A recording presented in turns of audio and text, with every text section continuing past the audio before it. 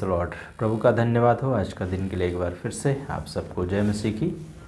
और प्रभु के नाम की स्तुति करते हैं क्योंकि वो हमारा प्रभु और परमेश्वर है और हम सबसे प्यार करता है। और धन्यवाद देते हैं कि हम लोग आखिरी दिन के विषय में हम लोग अध्ययन कर रहे हैं और उसमें से कुछ चीज़ों को हम लोगों ने देखा था। 3 भाग हम लोग देख चुके थे और उसमें से आज का दिन में हम लोग चौथे भाग में जाएंगे और वो है महाक्लेश। महाक्लेश के बारे में जब हम लोग अध्ययन करते हैं तो इसमें कई एक बातें आती हैं और परमेश्वर का वचन हमें स्मरण दिलाता है कि इन दिनों में जो महाक्लेश का समय होगा, किस प्रकार से लोग व्यवहार करेंगे, किस प्रकार से लोग चलेंगे, किस प्रकार से परमेश्वर का वचन हमें सावधान होने के लिए हमें देता है। तो इसके लिए हम लोग आज देखेंगे। पहली बात है, महाक्लेश के आखिरी 3.5 वर्ष का समय होगा। जो क्लेश का समय है उसको 2 भागों में बांटा गया है, एक क्लेश का समय और एक महाक्लेश का समय। क्लेश का जो समय होगा वो 3.5 वर्ष का होगा और महाक्लेश का जो समय होगा वो 3.5 वर्ष का होगा। कलीसिया सताई जाएगी, कलीसिया में लोग कई एक तरीके से प्रताड़ित किए जाएंगे। जबकि कलीसिया जब से बनी है उसी समय से कलीसिया सताई जा रही है, अर्थात जब से यीशु मसीह का लोग, परमेश्वर को मानने वाले लोग परमेश्वर के साथ में चल रहे हैं, उसी समय से कलीसिया सताई जाती है। पुराने नियम से लेकर के नए नियम तक अभी भी कलीसिया सताई जा रही है। पुराने नियम में सताई गई जो विश्वास करने वाले लोग थे, एक परमेश्वर को मानने वाले लोग थे, उनको कई एक तरीके से सताया गया। फिरौन के समय में, नबूकदनेस्सर के समय में, दारा राजा के समय में और अन्य लोगों के समय में ये कई एक तरीके से लोगों को सताया गया है। नए नियम में भी कलीसिया जब प्रभु यीशु मसीह मारे गए, गाड़े गए और तीसरे दिन मृतकों में से जी उठे, स्वर्ग में गए, उसके बाद में कलीसिया की स्थापना हुई पतरस के द्वारा और उसके बाद से कलीसिया में सताव का आरंभ हुआ।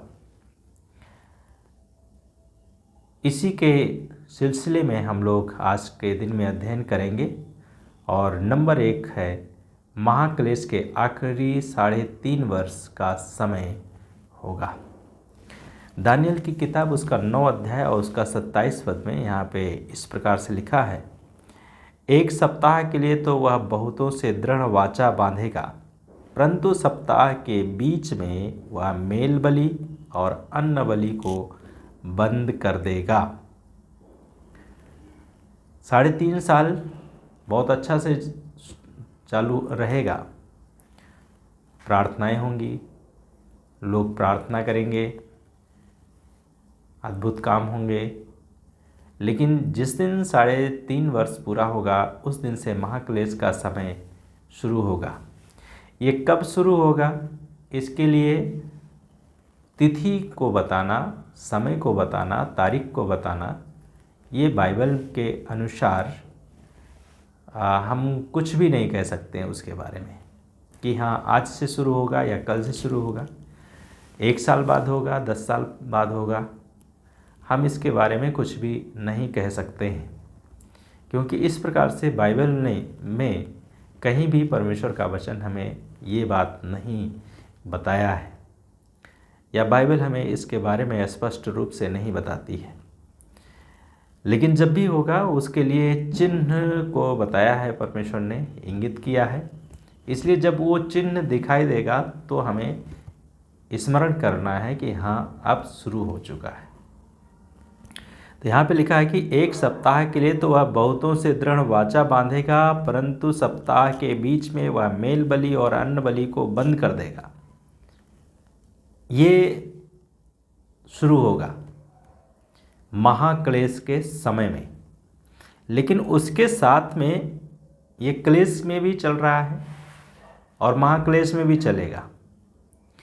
लेकिन यहाँ पर एक और बात लिखी है, लिखा है और घृणित वस्तुओं के शिखर पर वह उजाड़ने वाला तब तक दिखाई देगा जब तक ठहराया हुआ विनाश उस पर पूरा पूरा ना पड़ जाए।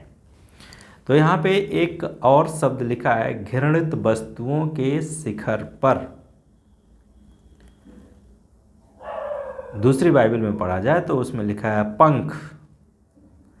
शिखर का मतलब पंख, तो शिखर का मतलब होता है ऊंचे स्थान भी होता है। तो यहाँ पे लिखा है घृणित वस्तुओं के शिखर पर उजाड़ने वाला तब तक दिखाई देगा जब तक ठहराया हुआ विनाश उस पर पूरा पूरा ना पड़ जाए। तो ये होगा घृणित वस्तु उस समय दिखाई देगा। तब हमें ये बात जानना होगा, और ये कब दिखाई होगा इसके बारे में कहना कुछ भी औचित्य नहीं है। ये जब होगा उस समय अपने आप प्रकट होगा और हम उसे देखने पाएंगे या सुनने पाएंगे, या हो सकता ना सुनने पाएं या हम ना देखने पाएं, हम इस धरती पर रहें या ना रहें, लेकिन इस प्रकार की होगी। तब इसके बाद में प्रकाशित वाक्य उसका 11 अध्याय उसका 1 और 2 पद में इस प्रकार से लिखा है। यहाँ पे लिखा है फिर मुझे नापने के लिए एक छड़ी दी गई और किसी ने कहा उठ परमेश्वर के मंदिर तथा वेदी को और उसमें उपासना करने वालों को नाप ले। अर्थात विश्वासियों को नापने की बात की जा रही है। उसमें लिखा है परमेश्वर के मंदिर तथा वेदी को और उसमें उपासना करने वालों को नाप ले। हमारी और आपकी नाप जोख परमेश्वर करेंगे, महाक्लेश के समय में भी करेंगे।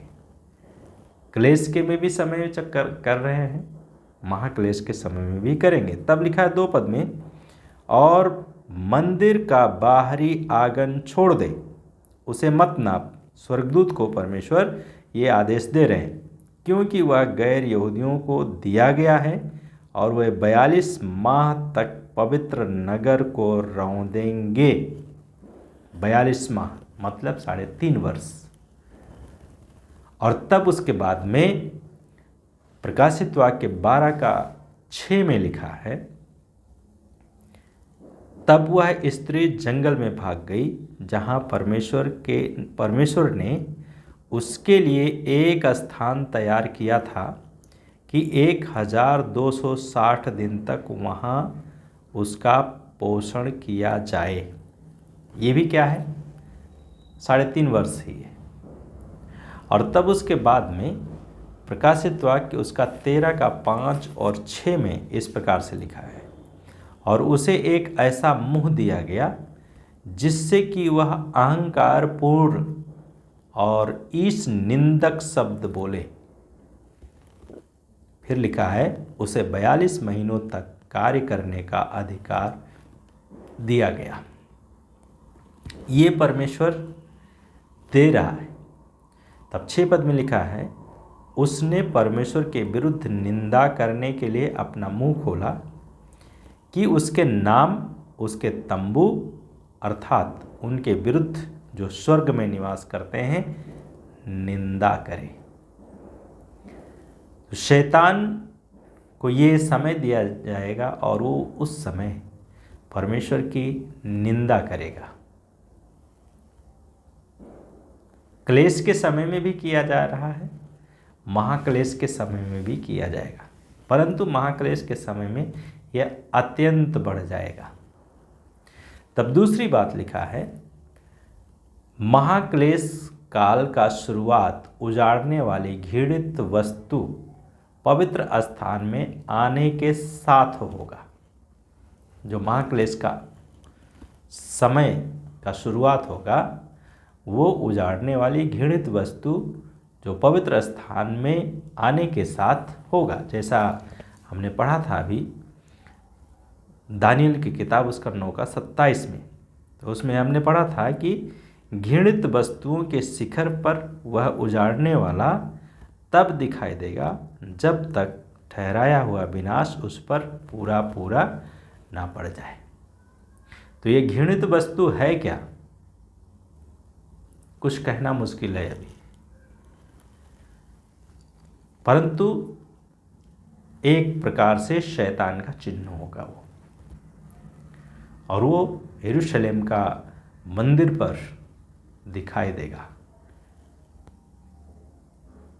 अभी मंदिर भी बना नहीं है, यरूशलेम का मंदिर बनाया जाएगा। उसमें उस समय से जब वहाँ पे आराधना विधि शुरू की जाएगी तब वो 7 वर्ष का समय होगा, और उसके साथ साथ में तब ये 2 पार्ट में डिवाइड किया जाएगा।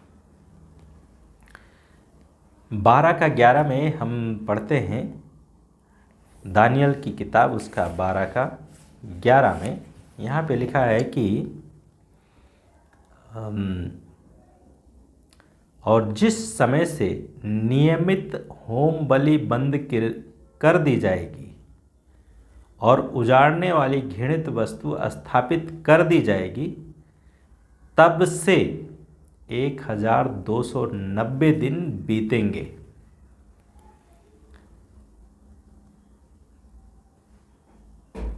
ये समय होगा महाक्लेश का। नियमित होम बलि बंद कर दी जाएगी और उजाड़ने वाली घृणित वस्तु स्थापित कर दी जाएगी। और तब मत्ती की किताब में भी जब हम लोग पढ़ते हैं नए नियम में, तो उसमें मत्ती की किताब उसका 24 अध्याय और उसका 15 पद में लिखा है। मत्ती 24 उसका 15 पद इस प्रकार से लिखा है यहाँ पे, और जब तुम उस उजाड़ने वाली घृणित वस्तु को जिसकी चर्चा दानियल नबी के द्वारा हुई थी पवित्र शास्त्र में खड़ी देखो, पाठक समझ लें। ये प्रभु यीशु मसीह के वाक्य हैं और प्रभु यीशु मसीह ने इस बात को भी कहा है। तो पुराना जो नियम है, जो भविष्यवाणी की गई थी, और नया नियम में प्रभु यीशु मसीह स्वयं इस बात को कह रहे हैं। और मरकुस की किताब में भी जब हम लोग पढ़ते हैं उसका 13 अध्याय 14 से 20 पद में, तो वहाँ पर भी इस बात को दिया गया है।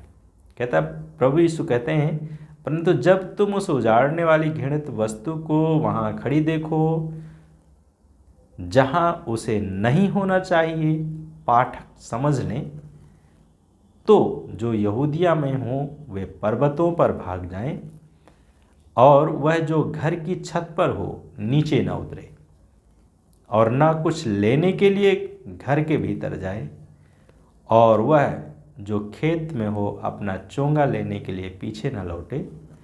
परंतु उनके लिए हाय जो उन दिनों में गर्भवती होंगी और जो शिशुओं को दूध पिलाती होंगी। प्रार्थना करो कि यह शीत ऋतु में ना हो। प्रभु यीशु मसीह ने एक आज्ञा भी दी, क्या? प्रार्थना करो कि यह शीत ऋतु में ना हो, मतलब ठंड के समय में ना हो। फिर लिखा है 19 पद में, क्योंकि वे दिन ऐसे क्लेश के होंगे जैसे सृष्टि के आरंभ से जिसे परमेश्वर ने सिरजा अब तक ना तो हुए और ना फिर कभी होंगे। और तब 20 पद में प्रभु ने कहा, और यदि प्रभु के उन दिनों को घटाया ना होता तो कोई भी प्राणी ना बचता, परंतु उन चुने हुओं के कारण जिन्हें उसने चुन लिया है उसने इन दिनों को घटाया है। बहुत सारे लोग सवाल करते हैं कि प्रभु यीशु अब तक क्यों नहीं आया। उसका कारण यही है, क्या है? परमेश्वर अगर दिन को नहीं घटाता तो हम नहीं होते, या हम नहीं बचते, आप नहीं बचते। परमेश्वर ने इसलिए उसको कम किया है ताकि हम और आप बचाए जाएं। तब पहला थिस्सलुनीके उसका 2 अध्याय उसका 4 पद में परमेश्वर का वचन कहता है, जो तथाकथित ईश्वर या पूज्य कहलाने वाली प्रत्येक वस्तु का विरोध करता है और अपने आप को उन सब से ऊंचा ठहराता है, यहाँ तक कि परमेश्वर के मंदिर में बैठकर स्वयं को परमेश्वर प्रदर्शित करता है। तो ये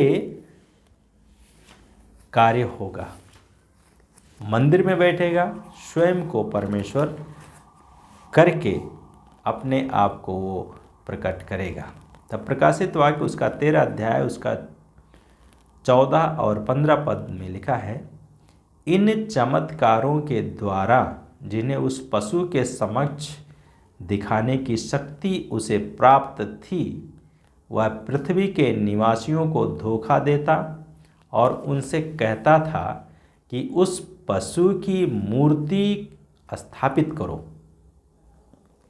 फिर लिखा है, जिस पर तलवार का घाव लगा था, जो पुनः जीवित हो गया था। घाव भी लगा था, वो जीवित भी हो गया था। तब 15 पद में लिखा है, उसे पशु की मूर्ति में प्राण डालने का अधिकार दिया गया। ध्यान से सुने, उसे पशु की मूर्ति में प्राण डालने का अधिकार दिया गया, जिससे पशु की वह मूर्ति बोलने लगे और जितने उस पशु की मूर्ति की पूजा ना करें उन्हें मरवा डाले। ये महाक्लेश काल के समय में होगा। जो लोग उसकी मूर्ति की पूजा नहीं करेंगे उसको मरवा डालेगा। कई एक लोग तर्क देते हैं, नबूकदनेस्सर राजा के समय में हुआ, फिरौन राजा के समय में हुआ, लेकिन वो अलग थे। यहाँ पर प्रभु यीशु मसीह नए नियम में ये अलग तरीके से बात करते हैं। वहाँ पर भी हुआ, नीरो राजा के समय में भी हुआ। तो कई एक राजाओं के समय में हुआ इस प्रकार से, लेकिन फिर भी ये महाक्लेश का समय जब शुरू होगा तो ये इसका चिन्ह दिया है बाइबल के अनुसार। तीसरी बात है, महाक्लेश काल में शैतान का कार्य बढ़ जाएगा। तीसरी जो बात है, महाक्लेश काल में शैतान का काम जो होगा वो क्या होगा? बढ़ जाएगा। प्रकाशित वाक्य उसका 9 अध्याय उसका 3 पद से 11 पद को जब हम लोग पढ़ते हैं तो यहाँ पे लिखा है इस प्रकार से, इस धुएं में से पृथ्वी पर टिड्डियाँ निकलीं। स्वर्गदूत ने जब तुरही फूंकी गई 5वें स्वर्गदूत ने, तो परमेश्वर ने इसको एक अधिकार दिया था। और तब यहाँ पे लिखा है, इस धुएं में से पृथ्वी पर टिड्डियाँ निकली।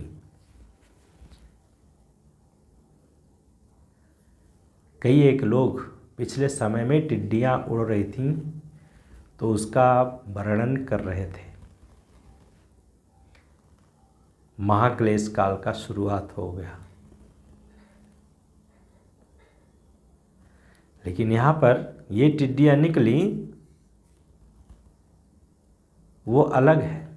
यहाँ पे आगे लिखता है, उनको ऐसी शक्ति दी गई जैसे पृथ्वी के बिच्छुओं में होती है।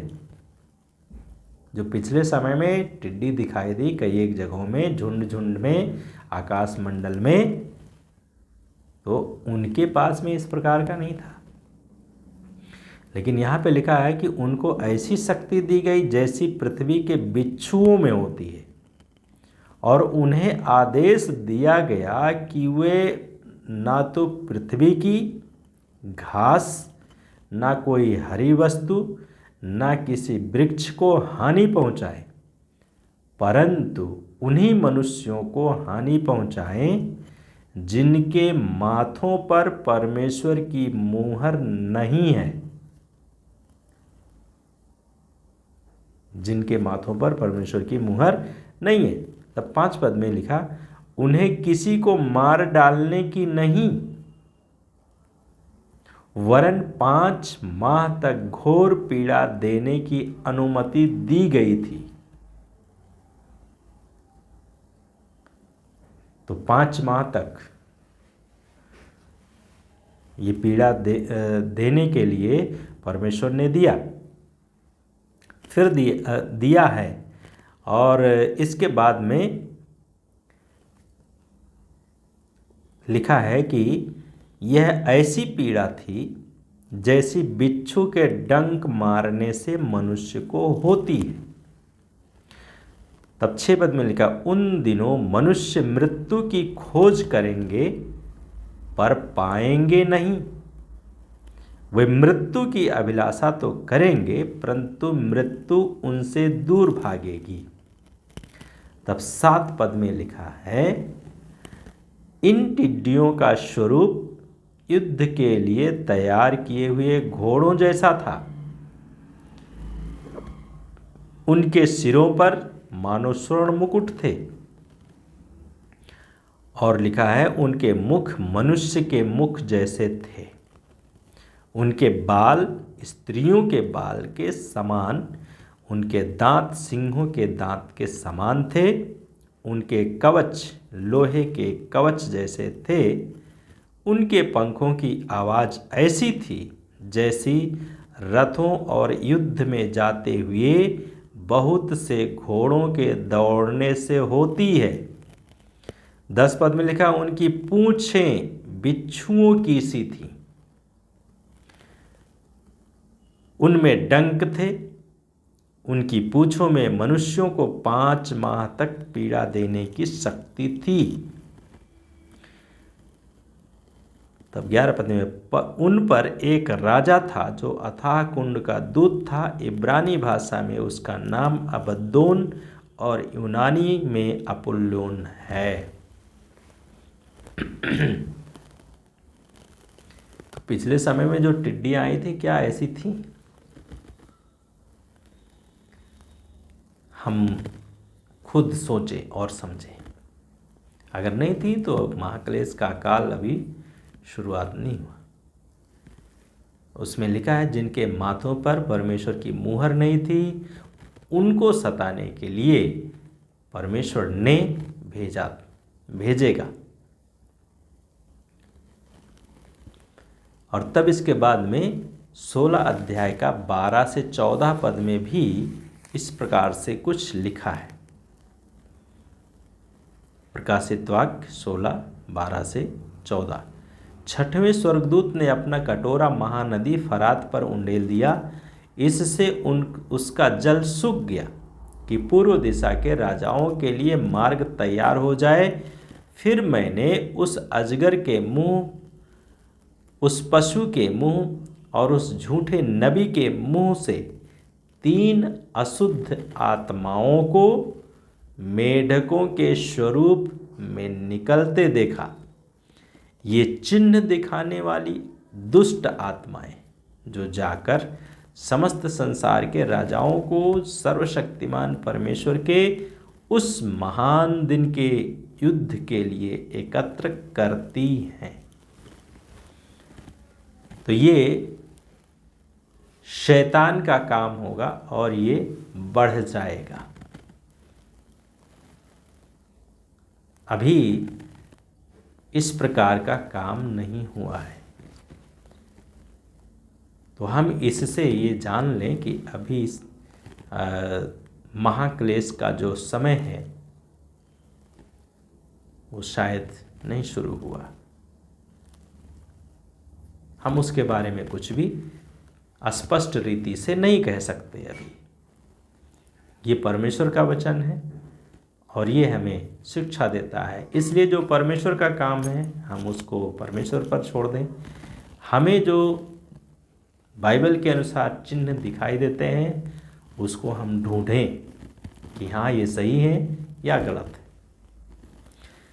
तब चौथी बात है, महाक्लेश काल के समय जादू टोना में अत्यधिक बढ़ोतरी होगी।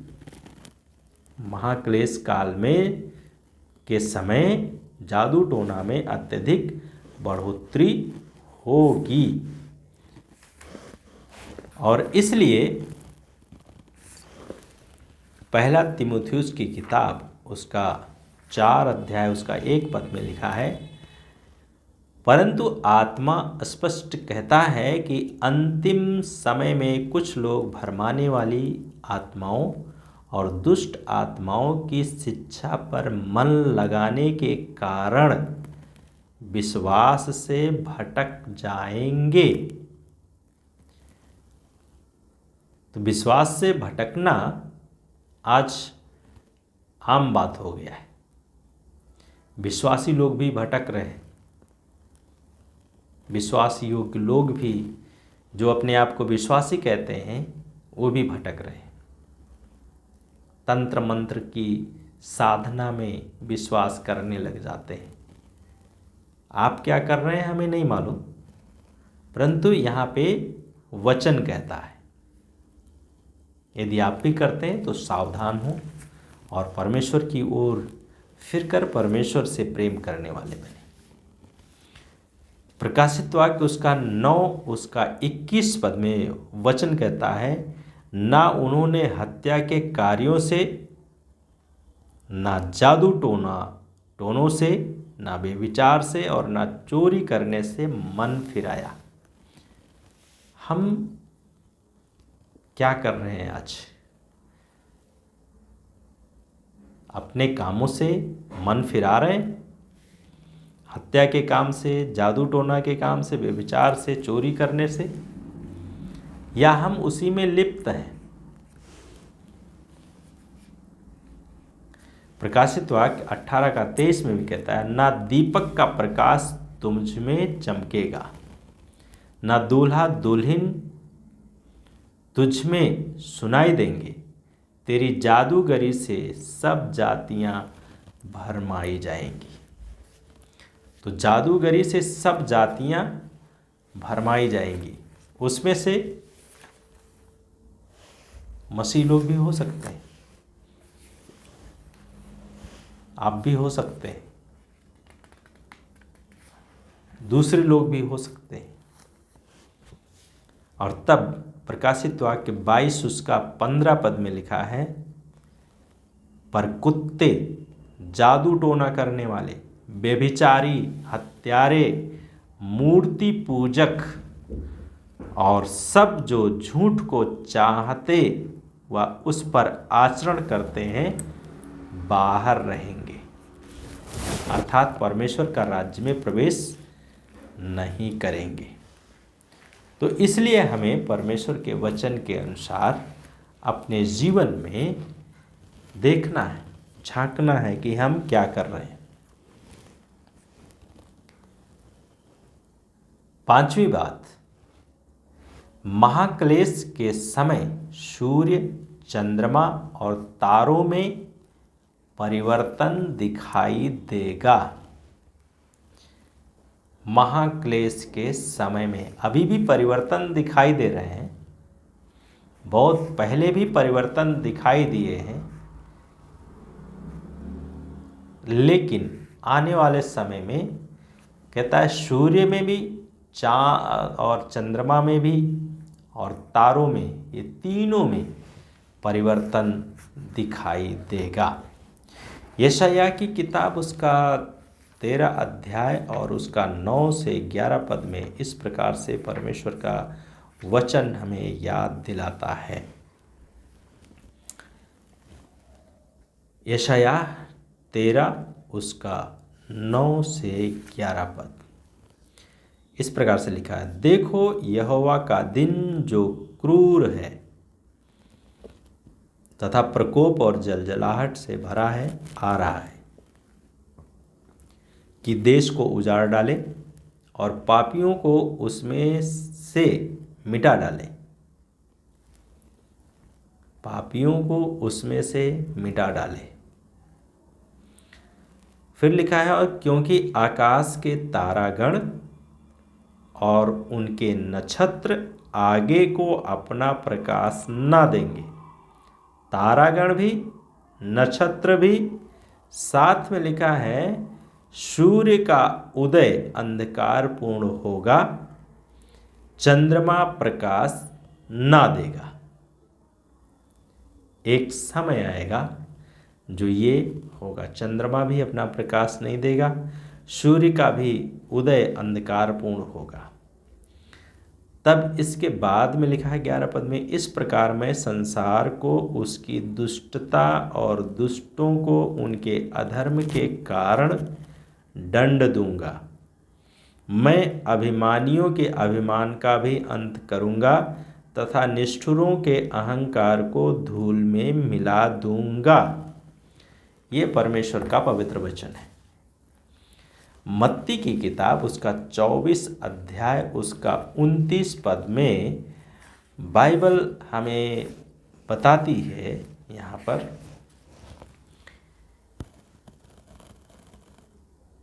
उन दिनों के क्लेश के तुरंत पश्चात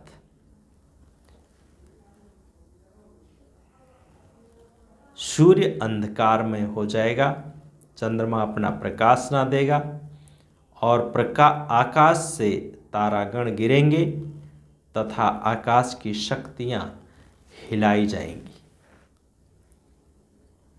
ये महाक्लेश काल के समय में होगा। मरकुस की किताब उसका 13 अध्याय और उसका 24 और 25 पद में भी परमेश्वर का वचन इस प्रकार से कहता है, परंतु उन दिनों में उस क्लेश के पश्चात सूर्य अंधकार में हो जाएगा तथा चंद्रमा अपना प्रकाश न देगा। जो मत्ती में था वही यहाँ पे, और आकाश के तारा, आकाश से तारागण गिरेंगे, गिरते रहेंगे तथा आकाश की शक्तियां हिलाई जाएंगी। ये होगा। तब लिखा है, तब लोग मनुष्य के पुत्र को बड़े सामर्थ और महिमा के साथ बादलों पर आता हुआ देखेंगे। उस समय वह अपने स्वर्गदूतों को भेजकर पृथ्वी के इस छोर से लेकर आकाश के उस छोर तक चारों दिशाओं से अपने चुने हुओं को एकत्रित करेगा। ये परमेश्वर का काम है और ये परमेश्वर करेंगे आने वाले समय में। प्रकाशित वाक्य उसका 6 अध्याय और उसका 12 से 14 पद में इस प्रकार से परमेश्वर का वचन हमें बताता है, मैंने उन 4 प्राणियों के मध्य से मानो एक शब्द को ये कहते सुना, 1 दिनार का किलो भर गेहूँ, 1 दिनार का 3 किलो जौ, पर तेल और दाखरस की हानि ना करना। ये परमेश्वर का वचन है। यहाँ पे मुहर खुलने का है, तो तीसरी मुहर जब खोली जाती है तब ये घटना होती है। तब उसके बाद में लिखा है,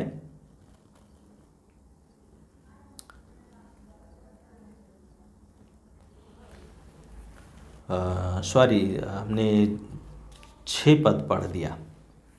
यहाँ 6 अध्याय का 12, 13, 14 पद, प्रकाशित वाक्य 6, 12, 13 और 14।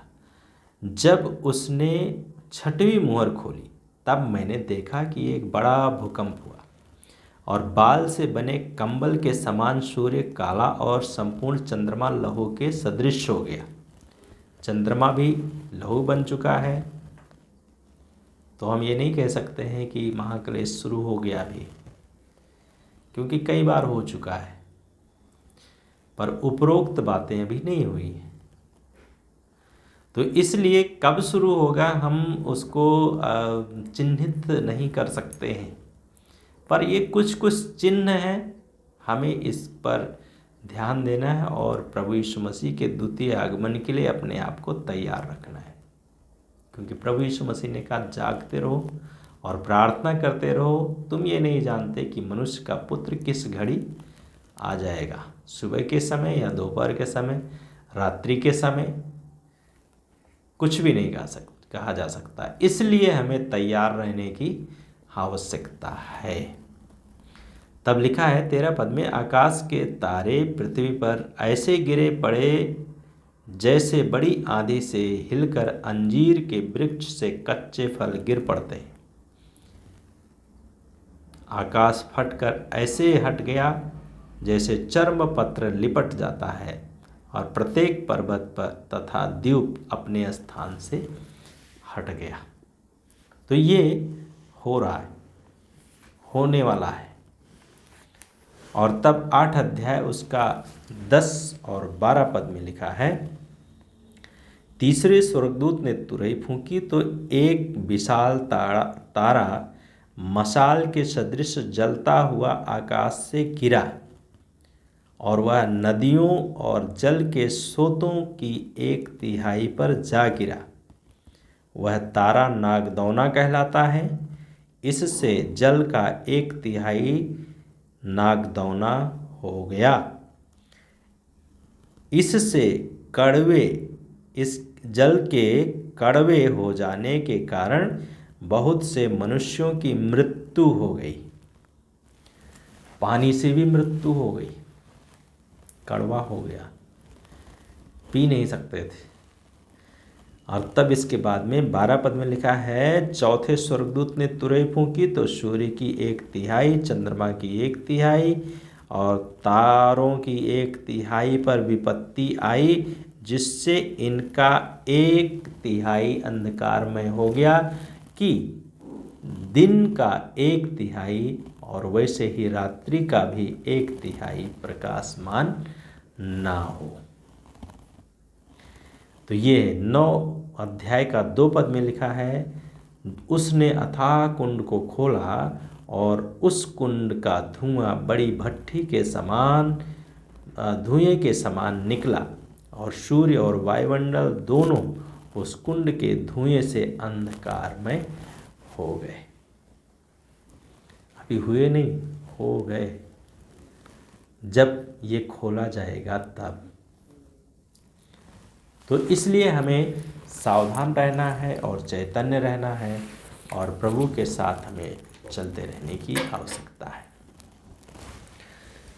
छठी बात है, महाक्लेश के समय में धार्मिक धोखा का विस्तार होगा।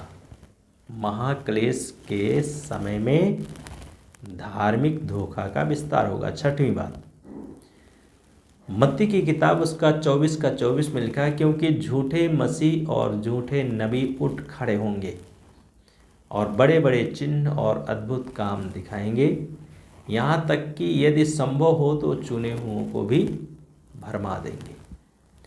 तब मरकुस 13 का 6 में लिखा है, अनेक मेरे नाम से ये कहते हुए आएंगे, मैं वही हूँ, क्योंकि वे बहुतों को धोखा देंगे। तो आज धार्मिक धोखा पहले भी चल रहा था, आज भी चल रहा है, लेकिन महाक्लेश के समय में इसका विस्तार होगा, बड़े पैमाने पर होगा। और तब ये समझ लेना है कि महाक्लेश का काल समय शुरू हो गया है। आज भी बहुत लोग कह रहे हैं कि महाक्लेश का समय शुरू हो गया है। अब हो गया है या नहीं हुआ है, हम उसका वर्णन नहीं कर सकते कि हाँ हो चुका है, पर ये चिन्ह हैं। तब 7वीं बात है, महाक्लेश के समय यहूदियों पर घोर सताव का समय होगा। 7वीं बात है, महाक्लेश के समय यहूदियों पर घोर सताव का समय होगा। यिर्मयाह की किताब उसका 30 अध्याय उसका 4 से 7 पद में लिखा है। परमेश्वर का वचन हमें यहाँ पे बताता है 30 अध्याय उसका 4 से 7 पद। जो वचन यहोवा ने इज़राइलियों और यहूदियों के संबंध में कहे वे ये हैं। यहोवा यूँ कहता है, मैंने आतंकित करने वाले तथा भय का शब्द सुना है, कहीं भी शांति नहीं है। पूछ कर तो देखो, क्या पुरुष के बच्चा उत्पन्न हो सकता है? तो फिर क्यों मैं प्रत्येक पुरुष को जच्चा के समान अपने हाथों से कमर दबाते हुए देखता हूं? क्यों सबके मुंह पीले पड़ गए? तब 7 पद में, हाय वह दिन कैसा भयंकर है, कोई अन्य दिन के समान नहीं। यही दिन याकूब के उत्पीड़न का है, अर्थात इज़राइल के उत्पीड़न का है, यहूदियों के उत्पीड़न का है, परंतु वह इससे छुड़ा लिया जाएगा। ये परमेश्वर का वचन है। तो महाक्लेश के समय में कई एक यहूदी लोगों को परमेश्वर छुड़ाएंगे उस समय। ये उसका वायदा है, वो अपने वायदे को पूरा करेंगे। प्रकाशित वाक्य उसका 11 का 2 में जब हम लोग पढ़ते हैं तो इसमें लिखा है कि और मंदिर का बाहरी आंगन छोड़ दे, उसे मत नाप, क्योंकि वह गैर यहूदियों को दिया गया है। वह 42 माह तक पवित्र नगर को रौंदेंगे। 42 माह तक मतलब 3.5 वर्ष क्या करेंगे? वे पवित्र नगर को रौंदेंगे, अर्थात यरूशलेम को रौंदेंगे। और तब उसके बाद में 12 से 17 पद में, 12 अध्याय का 12 से 17 पद में इस प्रकार से लिखा है प्रकाशित वाक्य, इस कारण हे स्वर्गों और तुम जो उनमें रहते हो आनंदित हो, पृथ्वी और समुद्र पर हाय, क्योंकि शैतान अति क्रोधित होकर तुम्हारे पास उतर आया है, क्योंकि वो जानता है कि उसका समय थोड़ा ही है। तो उसका समय थोड़ा है, इसलिए वो इस महाक्लेश के समय में अपने प्रचंड उसमें चलेगा। और तब लिखा है कि